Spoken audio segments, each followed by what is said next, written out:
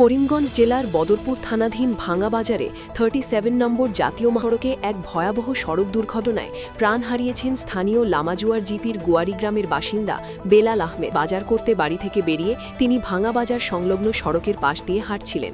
সেই সময় করিমগঞ্জ দিক থেকে অত্যন্ত দ্রুতগতিতে আসা NL 01 AK 4094 নম্বরের একটি 10 চাকার ডাম্পার পেছন দিক থেকে তাকে সজোরে ধাক্কা মারে। ডাম্পারের ধাক্কায় তিনি ছিটকে পড়ে যান এবং গুরুতর আঘাতের কারণে ঘটনাস্থলেই শেষ নিঃশ্বাস ত্যাগ করেন। দুর্ঘটনার পর ভাঙ্গাবাজার এলাকায় তীব্র উত্তেজনা ছড়িয়ে পড়ে। জাতীয় সড়কে ডাম্পার ও ভারী যানবাহনের অনিয়ন্ত্রিত গতি নিয়ে দীর্ঘদিনের ক্ষোভ ছিল স্থানীয় ব্যবসায়ীদের। ক্ষুব্ধ জনতা ঘাতক ডাম্পারটিকে আটক করে পুলিশে খবর দেয়।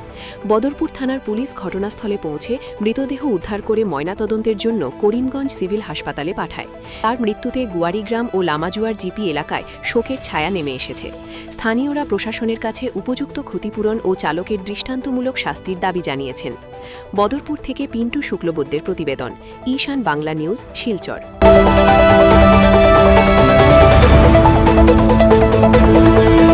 স্কুলৰ অপজিট চাইডত ৰাতিপুৱা অনুমানিক 6টামান বাজিব সেনেকৈ হৈছে। কিয় কাৰণে গৈছিলে সেইফালে? সেইফালে সি বজাৰ কৰিবলৈ গৈছিলে।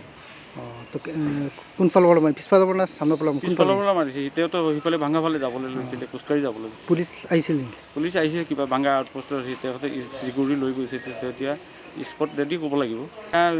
কৰিমগঞ্জত লৈ গৈ পষ্টমৰ্টম কৰি আনি তাত ইয়াতে আনি ঘৰত ৰাখিছে।